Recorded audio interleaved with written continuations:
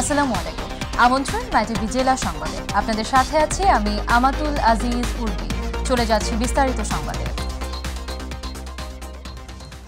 চট্টগ্রামের হালি শহরে বঙ্গবন্ধু শেখ মুজিব ব্যাটারি কমপ্লেক্সের উদ্বোধন করেছেন প্রধানমন্ত্রী শেখ হাসিনা।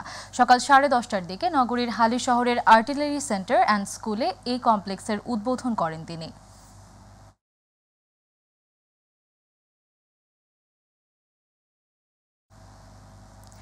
গত কয়েকদিন ধরে রাজধানী ঢাকা সহ সারা দেশের উপর দিয়ে বয়ে যাওয়া তীব্র তাপপ্রবাহ আজও অব্যাহত থাকবে। আজও ঢাকায় সর্বোচ্চ তাপমাত্রা উঠতে পারে 40.4 ডিগ্রি সেলসিয়াস পর্যন্ত।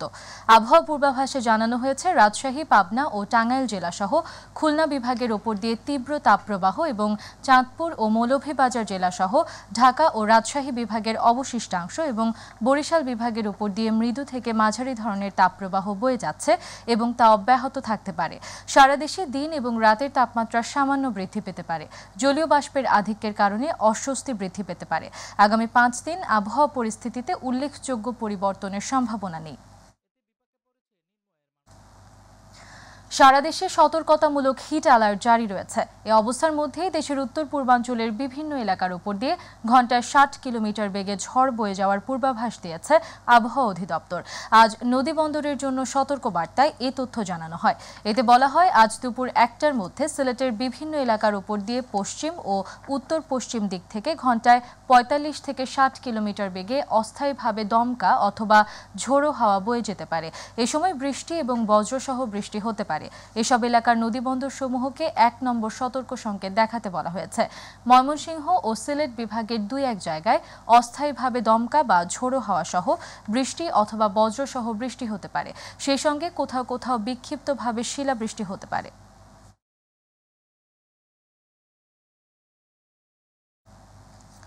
কয়েকদিনের তীব্র গরমে বিপর্যস্ত সারা দেশের জনজীবন। হিট অ্যালার্ট জারি ও তাপপ্রবাহ নিয়ে স্বস্তির খবর নেই আবহাওয়া অধিদপ্তরেও। এপ্রিল ও মে মাস জুড়েই এমন পরিস্থিতি থাকার পূর্বাভাস দিচ্ছে সংস্থাটি। বলা হচ্ছে, আগামী 3 দিন বাতাসে জলীয় বাষ্পের উপস্থিতি বাড়বে, ফলে গরমের তীব্রতা বৃদ্ধি পাবে। প্রতিনিধিদের পাঠানো তথ্যচিত্রে শামস তাবরিজ উচ্ছ্বাস। প্রচণ্ড গরমে হাঁসফাঁস সারা দেশের জনজীবন। টানা 4 দিন ধরে দেশের সর্বোচ্চ তাপমাত্রা যশোর ও চুয়াডাঙ্গায়। তীব্র গরমে জারি করা হয়েছে হিট অ্যালার্ট। চলতি বছরের এপ্রিলের দ্বিতীয় সপ্তাহ থেকে চুয়াডাঙ্গার উপর দিয়ে বয়ে যাচ্ছে মৃদু, মাঝারি ও তীব্র তাপপ্রবাহ। শুধু চলতি বছরই নয়, গত বছর টানা 13 দিন ধরেই সর্বোচ্চ তাপমাত্রা চুয়াডাঙ্গায় রেকর্ড করা হয়, আর এটি 40 ডিগ্রি সেলসিয়াস বা এর আশেপাশেই থাকছে। টানা তাপপ্রবাহে অতিষ্ঠ হয়ে পড়েছে চুয়াডাঙ্গার জনজীবন। স্বাস্থ্য সচেতনতা এবং সতর্কতার বিষয়ে আমরা তথ্য বিষয়ের মাধ্যমে আমরা মাইকিং শুরু করেছি। সতর্ক থাকার জন্য, অপ্রয়োজনে বাইরে ঘোরাঘুরি না করার জন্য এবং প্রচুর পরিমাণে পানি যাতে সবাই তরল জাতীয় খাবার এগুলো নেন। তীব্র গরমে নাকাল যশোরবাসী। ঘরের বাইরে বের হলে পড়তে হচ্ছে প্রখর রোদ ও তাপে। এই গরমে বেশি কষ্ট পাচ্ছে শ্রমজীবী মানুষেরা। অসহ্য গরমে প্রাণীকুলের প্রাণও যেন ওষ্ঠাগত। হাসপাতালেও বাড়ছে গরমজনিত রোগীর সংখ্যা। বাইরে বের হলে অবশ্যই যেন ছাতা ব্যবহার করে, বিশেষ করে বাচ্চাদের, তারা যেন মায়ের দুধ পান করে ঘন ঘন, পাশাপাশি তরল খাবার যতগুলো আছে সেগুলো বেশি খেতে পারবে। বৈশাখের খরতাপে অস্থির হয়ে উঠেছে চট্টগ্রামের জনজীবন। এতে সবচেয়ে বেশি দুর্ভোগে পড়েছে খেটে খাওয়া মানুষ। লোডশেডিংয়ের কারণে ঘরেও টেকা দেয়। এতে শিশু ও বৃদ্ধরা অসুস্থ হয়ে পড়ছে। আর এর মধ্যে বৃষ্টির কোনো সুখবর দিতে পারছে না আবহাওয়া অফিস। টাঙ্গাইলে প্রচণ্ড গরম আর প্রখর রোদে ব্যাহত হচ্ছে স্বাভাবিক জীবনযাত্রা। সকালে লোকজন বাইরে বের হয়ে আসলেও বেলা বাড়ার সঙ্গে সঙ্গে কমছে লোক সমাগম। গরমের কারণে বিপাকে পড়েছে শ্রমজীবী মানুষ। প্রচণ্ড গরমের কারণে গলে যাচ্ছে রাস্তার পিচ।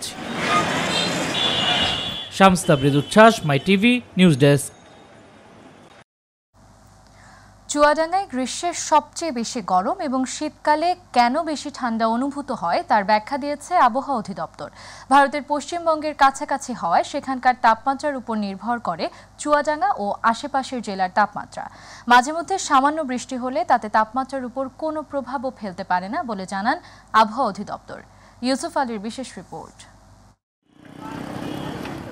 শীতকালে দেশের চুয়াডাঙ্গা ও আশেপাশের জেলায় তীব্র শীত অনুভূত হয়। আবার গ্রীষ্মকালেও তীব্র গরম অনুভূত হয়। ফলে শীত গ্রীষ্ম উভয়কালেই জনজীবন বিপর্যস্ত হয়ে ওঠে সীমান্ত এলাকার মানুষের। আবহাওয়া অধিদপ্তরের মতে পশ্চিমবঙ্গের কাছাকাছি হওয়ায় সেখানকার তাপমাত্রার উপর বিরাজ করে দেশের সীমান্ত এলাকার তাপমাত্রা। পশ্চিমবঙ্গের বিশেষ করে কলকাতা শহর, পার্শ্ববর্তী বিহার রাজ্য এবং উড়িষ্যা রাজ্য, আর পাশে অনেকগুলো রাজ্য আছে যেখানে টেম্পারেচার 40 আপ এখনই আছে। তেমন কলকাতায় যদি আমি টেম্পারেচার খেয়াল করি প্রায় 43 বা তার বেশি হতে পারে। তো এইটার প্রভাবটাই আমাদের খুলনা বা চুয়াডাঙ্গাতে বেশি পড়ে, কারণ কি ওই লাইনটা বরাবর একটা কাজ করে। আবার যখন শীতকাল আসে তো শীতকালে সেম জিনিস, ওই দিক থেকে শীতের একটা প্রবাহ থাকে, যে নর্থ ওয়েস্ট থেকে আমার যে বাতাসটা আসে ঠান্ডা বাতাস, ইস্ট যে বাতাসটা আসে সেটা ঠান্ডা বাতাস। ওই আসার কারণে আমরা রিজ অফ সাবকন্টিনেন্টাল বা উপমহাদেশে আন্তঃচাপ বলয় আমরা যেটা উল্লেখ করি শীতকালে, সেটা ওইটার প্রভাবটা তখন ওয়েস্ট বেঙ্গল হয়ে বাংলাদেশ বা কলকাতা হয়ে আমাদের পশ্চিমবঙ্গের পাশাপাশি আমাদের যে রাজ্য, আমাদের যে ডিভিশনগুলো আছে, বিশেষ করে মেহেরপুর, চুয়াডাঙ্গা, রাজশাহীর কিছু অংশ প্রভাব পড়ে, ওইখানে এই জন্য টেম্পারেচারটা কমে যায়। সূর্য ডোবার পর কার্বন ডাই অক্সাইড উৎপন্ন এবং গাছ থেকে অক্সিজেন নিঃসরণ না হওয়ায় রাতে বেশি গরম অনুভূত হয় বলে জানান এ আবহাওয়াবিদ। গাছপালা তার সূর্যের আলোর মাধ্যমে খাবার তৈরি করে, কার্বন ডাই অক্সাইড গরম জিনিসের নিয়ে অক্সিজেন ছাড়ে, অক্সিজেনটা ঠান্ডা। রাতের বেলা গাছের নিচে ছিল একটু গরম লাগবে, কারণ কি সে অক্সিজেন ছাড়ে না তখন তেমন একটা, কারণ কি কার্বন ডাই অক্সাইড নিতে পারে না, সূর্যের মাধ্যমে খাবার তৈরি করতে পারে না, তো অক্সিজেন ছাড়ারও প্রয়োজন নেই। তখন মনে হয় অক্সিজেন কোথা থেকে আসে, অন্য জায়গা তো হচ্ছে, যেখানে সূর্যের আলো আছে সেখানে তো অক্সিজেন তৈরি হচ্ছে, এখানে গ্যাপ থাকলে ওইখানে হচ্ছে। 24 ঘন্টা এরকম হচ্ছে, 12 ঘন্টা গ্যাপ। ইউসুফ আলী, মাই টিভি, ঢাকা। বিএনপির কোনো নেতা কিংবা কর্মীর বিরুদ্ধে কোনো রাজনৈতিক মামলা দেয়া হয় না। তাদের বিরুদ্ধে যে মামলাগুলো হয়েছে সেগুলো গাড়ি পোড়ানোর মামলা, পুলিশের এবং মানুষের উপর হামলার মামলা এবং সন্ত্রাসী কর্মকাণ্ডের মামলা বলে মন্তব্য করেছেন পররাষ্ট্রমন্ত্রী ডক্টর হাসান মাহমুদ। চট্টগ্রাম নগরীর পোলো গ্রাউন্ড মাঠে Chittagong women chamber of commerce and industry আয়োজিত মাসব্যাপী 14তম আন্তর্জাতিক উইমেন এসএমই এক্সপোর উদ্বোধনী অনুষ্ঠানে প্রধান অতিথির বক্তব্য শেষে সাংবাদিকদের প্রশ্নের জবাবে পররাষ্ট্রমন্ত্রী এসব কথা বলেন।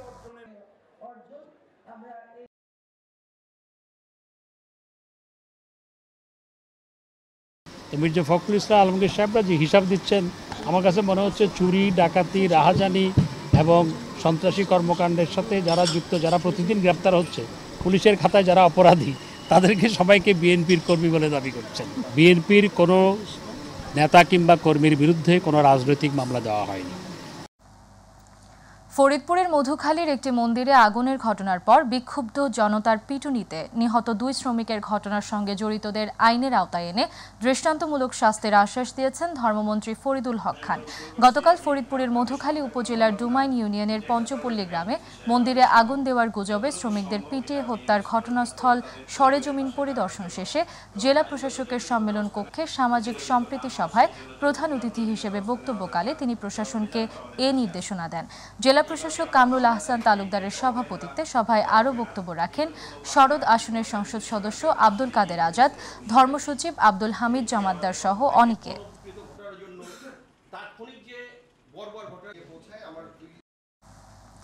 অর্থ প্রতিমন্ত্রী ওয়াসিকা আয়েশা খান বলেন, জনপ্রতিনিধি শাসক নয়, জনপ্রতিনিধি জনগণের সেবক। শনিবার চট্টগ্রামের আনোয়ারায় উপজেলার চাতরি চৌমুহনী বাজারের দক্ষিণ পাশে ঈদ পুনর্মিলন ও বর্ষবরণ উদযাপন অনুষ্ঠানে তিনি কথা বলেন। অর্থ প্রতিমন্ত্রী আরও বলেন, জনগণের কল্যাণেই জনপ্রতিনিধিকে কাজ করতে হবে। প্রধানমন্ত্রী শেখ হাসিনার সেই শিক্ষাই দিয়েছেন আমাদেরকে। এর আগে খণ্ড খণ্ড মিছিল নিয়ে আনোয়ারা ও কর্ণফুলী উপজেলা থেকে সমাবেশ স্থলে আসেন নেতাকর্মীরা।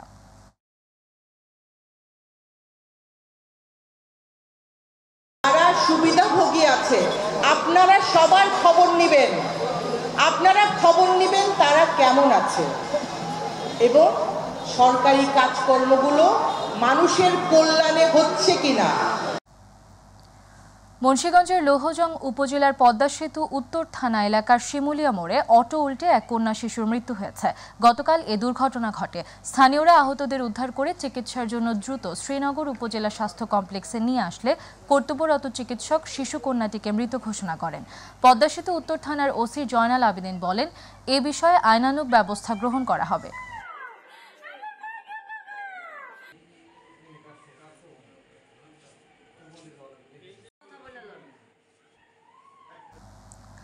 মাদারীপুরে দ্বিতীয় স্ত্রীর ঘর থেকে স্বামীর ঝুলন্ত মরদেহ উদ্ধার করেছে পুলিশ। পরিবারের দাবি, মুক্তিপণের 50 লাখ টাকা না পেয়ে তাকে হত্যা করা হয়েছে।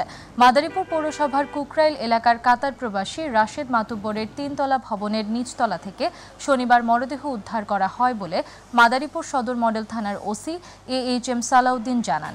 এ ঘটনায় সুব্রতর দ্বিতীয় স্ত্রী মাদারীপুরের রাজৈর উপজেলার 84 গ্রামের জগবন্ধু বাড়ইর মেয়ে মিতালি বাড়ই ও তার মা মিনা বাড়ইকে আটক করেছে পুলিশ। এ ব্যাপারে নেওয়া হবে আইনগত ব্যবস্থা।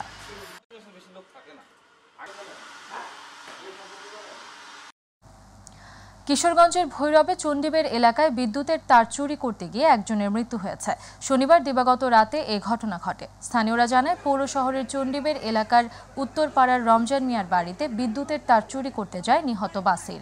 মেইন তার থেকে সংযোগ না কেটে মিটার থেকে তার কাটার সময় বিদ্যুৎ স্পৃষ্টে ঘটনাস্থলেই তার মৃত্যু হয়। খবর পেয়ে পুলিশ নিহতের মরদেহ উদ্ধার করে ময়নাতদন্তের জন্য কিশোরগঞ্জ সদর হাসপাতালের মর্গে পাঠিয়েছে।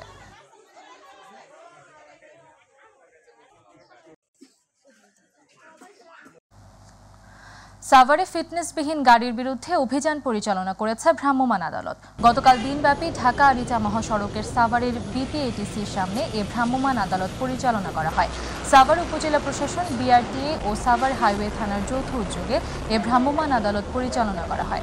আদালত পরিচালনা করার নেতৃত্ব দেন BRTA নির্বাহী ম্যাজিস্ট্রেট তাসমিয়া জাগিরদার। এ সময় ফিটনেস না থাকায় 8টি গাড়ি ড্যাম্পিংয়ে দেওয়ার পাশাপাশি ও লাইসেন্স না থাকায় একটি গাড়িকে নগদ অর্থ জরিমানা করা হয়। ফিটনেসবিহীন গাড়ির বিরুদ্ধে অভিযান অব্যাহত থাকবে বলে জানিয়েছেন নির্বাহী ম্যাজিস্ট্রেট। দিনাজপুরে ড্রাম ট্রাকে করে 4 বস্তা ভর্তি গাঁজার একটি চালান সরবরাহের সময় 3 মাদক ব্যবসায়ীকে গ্রেফতার করেছে পুলিশ। এ সময় এসব মাদক পরিবহনের কাজে ব্যবহৃত ড্রাম ট্রাক ও 100 কেজি গাঁজা জব্দ করা হয়। গতকাল সংবাদ সম্মেলনে বিষয়টি জানিয়েছেন Dinajpur police super Shah Iftekhar Ahmed. Police super জানান, গোপন সংবাদের ভিত্তিতে শুক্রবার দিবাগত গভীর রাতে চিরিরবন্দর উপজেলার রেল স্টেশন এলাকার নূরজাহান সুপার মার্কেটের সামনে রোড ক্রসিংয়ের সময় তাদের আটক করা হয়। এই সময় ড্রাম ট্রাকের সামনে সিটের নিচ থেকে কৌশলে লুকিয়ে রাখা 100 কেজি গাঁজা জব্দ করা হয়। পূর্বে তাদের বিরুদ্ধে মাদক সংক্রান্ত একাধিক মামলা রয়েছে। বন্দরনগরী চট্টগ্রামের পূর্ব নাসিরাবাদ মৌজার চন্দ্রনগর এলাকায় নাগিন পাহাড় কেটে তৈরি করা রাস্তা ও অবৈধ 11টি সেমি পাকা স্থাপনা অপসারণ করেছে জেলা প্রশাসনের ভ্রাম্যমাণ আদালত। অভিযানে নেতৃত্ব দেন চট্টগ্রাম জেলা প্রশাসনের কাট্টলি সার্কেলের সহকারী কমিশনার ভূমি ও নির্বাহী ম্যাজিস্ট্রেট আরাফাত সিদ্দিকী। তিনি জানান, ইতোমধ্যে যারা পাহাড় কেটেছে তাদের বিরুদ্ধে পরিবেশ অধিদপ্তর মামলার মাধ্যমে শাস্তিমূলক ব্যবস্থা গ্রহণ করেছে। ভবিষ্যতে চট্টগ্রামের পাহাড়গুলো রক্ষায় জনস্বার্থে জেলা প্রশাসনের এ ধরনের অভিযান অব্যাহত থাকবে।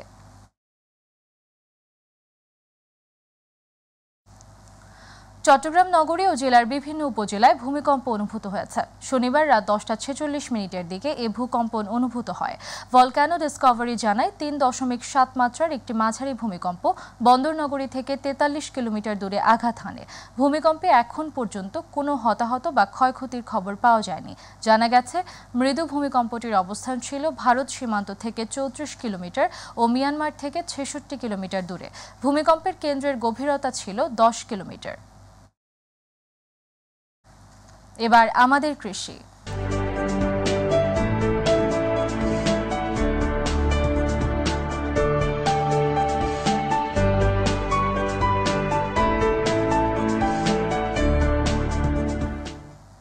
মশলা জাতীয় ফসল আদা ও হলুদের কদর রয়েছে দেশ জুড়ে।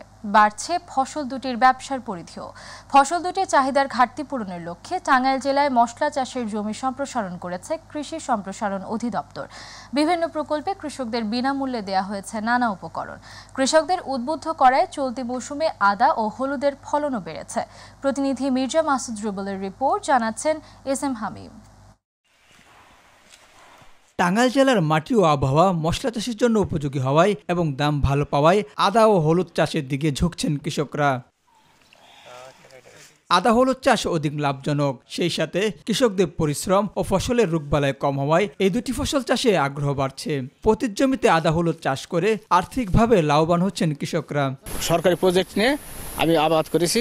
তাদের পরামর্শ অনুযায়ী, তাদের প্ল্যান অনুযায়ী আমি সঠিক সময় বুনেছি, সঠিক সময় সার দিয়েছি। আমার আদা হলুদের ফলন যথেষ্ট হয়েছে। আগামীতে যদি আমাকেও দেয়, আমিও ইনশাল্লাহ এই পাশের জমি এটা লিজ নিছি, এটাই আমি ইনশাল্লাহ আদা এবং হলুদের আবাদ করার জন্য চেষ্টা করতেছি। এই আবাদটা যথেষ্ট খুব ভালো হয়েছে। সরকার যদি সহযোগিতা করে, আমি ইনশাল্লাহ আগামীতে এই আবাদটা করব। আদা হলুদ চাষে সার্বক্ষণিক কৃষকদের পরামর্শ ও সহযোগিতা করা হয়েছে বলে জানিয়েছেন জেলা কৃষি সম্প্রসারণ অধিদপ্তর।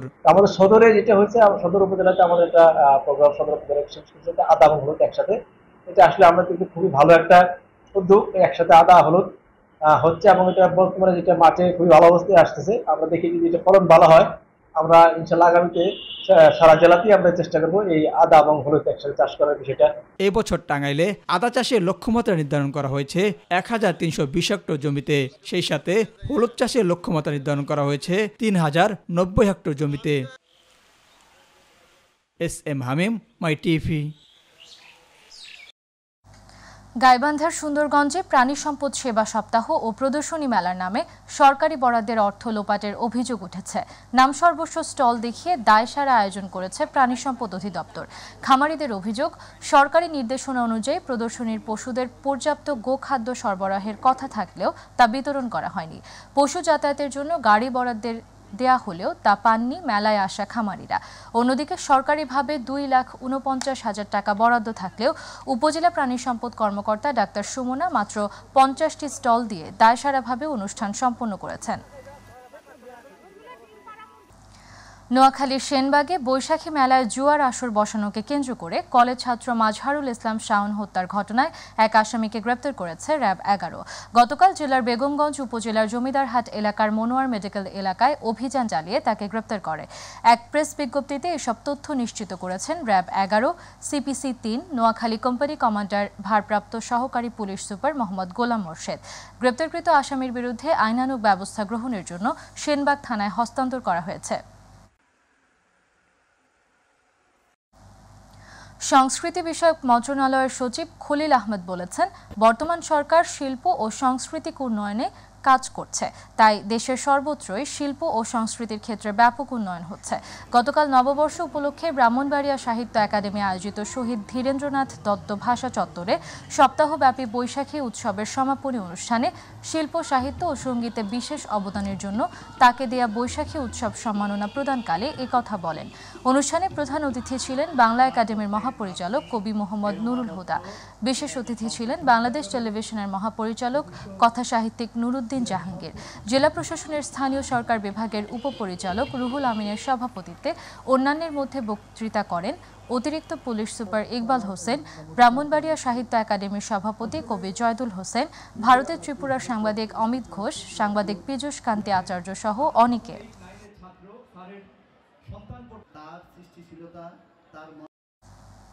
সংরক্ষিত নারী আসনের সংসদ সদস্য ডক্টর শাম্মী আহমেদ মেহেন্দিগঞ্জে নাগরিক সংবর্ধনা প্রদান করা হয়েছে। বাংলাদেশ আওয়ামী লীগ মেহেন্দিগঞ্জ উপজেলা শাখার সভাপতি কামাল উদ্দিন খানের সভাপতিত্বে পাতারহাট বন্দরের মুক্তিযোদ্ধা মাঠ প্রাঙ্গণে বিভিন্ন ইউনিয়ন থেকে আগত মুক্তিযোদ্ধা, রাজনৈতিক ব্যক্তিবর্গ, শিক্ষক, সাংবাদিক ও সুশীল সমাজের ব্যক্তিবর্গ উপস্থিত ছিলেন।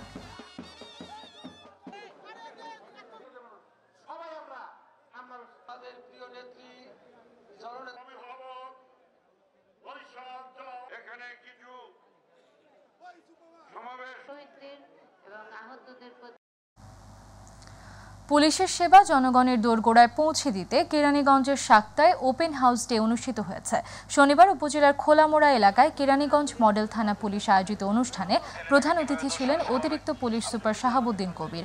উপস্থিত ছিলেন কেরানীগঞ্জ মডেল থানার ভারপ্রাপ্ত কর্মকর্তা মোস্তফা কামাল, সাক্তা ইউনিয়ন পরিষদের চেয়ারম্যান হাজী হাবিবুর রহমান, সাবেক চেয়ারম্যান সালাউদ্দিন লিটন সহ অনেকে।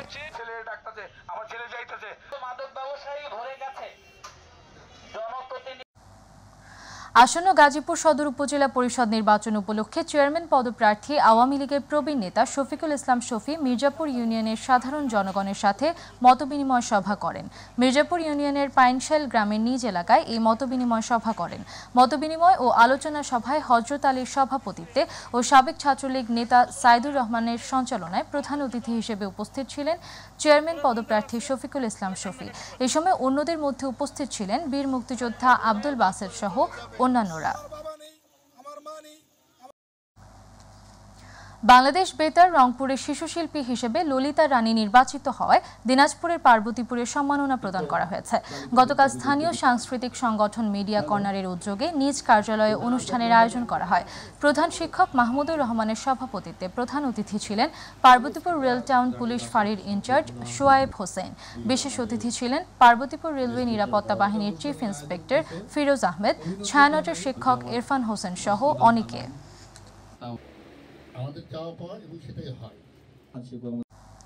দিনাজপুরের ফুলবাড়িতে কয়লা খনি বিরোধী আন্দোলনের অন্যতম সংগঠক প্রয়াতদের স্মরণে স্মরণ সভা হয়েছে। জেলা পরিষদ ডাকবাংলোয় স্মরণ সভায় উপস্থিত ছিলেন তেল, গ্যাস, খনিজ সম্পদ ও বিদ্যুৎ বন্দর রক্ষা জাতীয় কেন্দ্রীয় কমিটির সদস্য সচিব অধ্যাপক আনু মোহাম্মদ। এ সময় জেলা ও উপজেলা নেতৃবৃন্দরা ও প্রয়াতদের পরিবারবর্গ উপস্থিত ছিলেন। লক্ষ্মীপুরের চন্দ্রগঞ্জে আধিপত্য বিস্তারকে কেন্দ্র করে হামলার ঘটনায় ছাত্রলীগ নেতা সজীব হত্যায় জড়িতদের গ্রেপ্তারের দাবিতে বিক্ষোভ মিছিল করেছে ছাত্রলীগ। লক্ষ্মীপুর জেলা ছাত্রলীগের সভাপতি সাইফুল ইসলাম রকি, সাধারণ সম্পাদক শাহাদাত হোসেন ভুইয়া, জেলা আওয়ামী লীগের সাংগঠনিক সম্পাদক অ্যাডভোকেট রাসেল মাহমুদ মান্নার নেতৃত্বে গতকাল শহরের উত্তর স্টেশন থেকে শুরু হয়ে প্রধান প্রধান সড়কসমূহ প্রদক্ষিণ করে দক্ষিণ স্টেশনে গিয়ে শেষ হয়।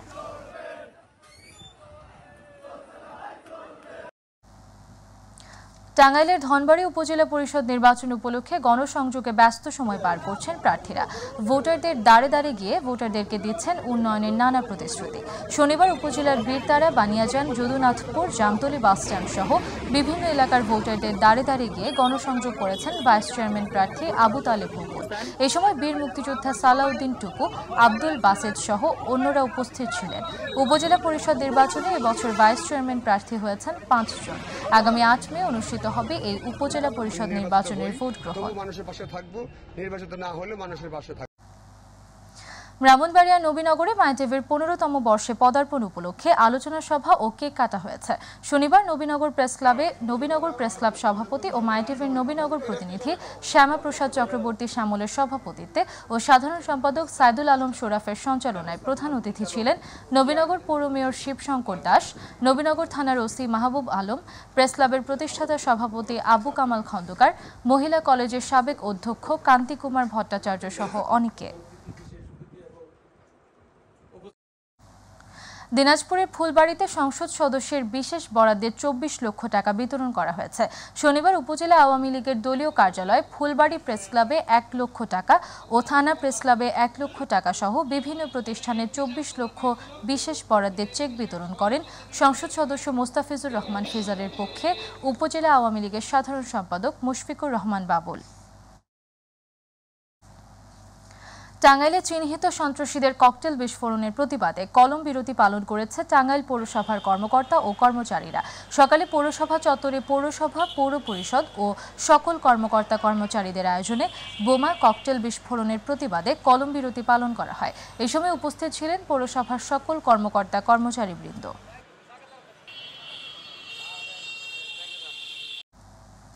নেত্রকোনার শ্যামগঞ্জে সোয়াই নদী পরিপূর্ণ খনন ও ভূমিদস্যুদের হাত থেকে দখল উচ্ছেদের দাবিতে মানববন্ধন হয়েছে।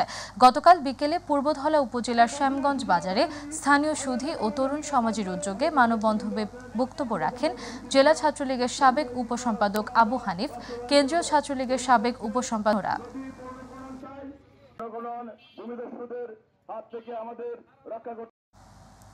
অতিথি খুলনা বিভাগীয় কমিশনার হেলাল মাহমুদ শরীফ।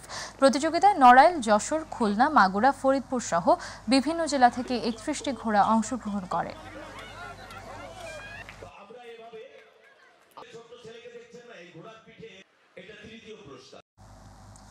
রাজবাড়ীর দৌলতদিয়ায় জলিল ফকির ফুটবল টুর্নামেন্টের ফাইনাল খেলা অনুষ্ঠিত হয়েছে। শনিবার বিকেলে সোহরাব মণ্ডল পাড়া এলাকায় নীরব আহমেদ জয়ের সার্বিক ব্যবস্থাপনায় এ খেলা অনুষ্ঠিত হয়। দৌলতদিয়া ৫ নং ওয়ার্ডের ইউপি সদস্য জলিল ফকিরের সভাপতিত্বে উপস্থিত ছিলেন অসহায় নারী ঐক্য সংগঠনের সভানেত্রী ঝুমুর বেগম সহ অন্যান্যরা। পটুয়াখালীতে গ্রাম বাংলার লোকজ ঐতিহ্যবাহী নৌকাবাইচ হয়েছে। এতে বিভিন্ন জেলার 4টি দল অংশ নেন। নৌকাবাইচ উপভোগ করতে নদীর দুই পাড়ে জড়ো হন বিভিন্ন বয়সের হাজার হাজার মানুষ। গতকাল ডিসি লঞ্চ ঘাটে জেলা প্রশাসক নূর কুতুবুল আলমের সভাপতিত্বে নৌকাবাইচ প্রতিযোগিতায় বিজয়ীদের হাতে প্রধান অতিথি হিসেবে পুরস্কার তুলে দেন দুর্যোগ ব্যবস্থাপনা ও ত্রাণ মন্ত্রণালয়ের প্রতিমন্ত্রী মহিবুর রহমান এমপি। বিশেষ অতিথি হিসেবে বক্তব্য রাখেন পটুয়াখালী 1 আসনের সাংসদ জাতীয় পার্টির co chairman ABM Ruhul Amin Howlader.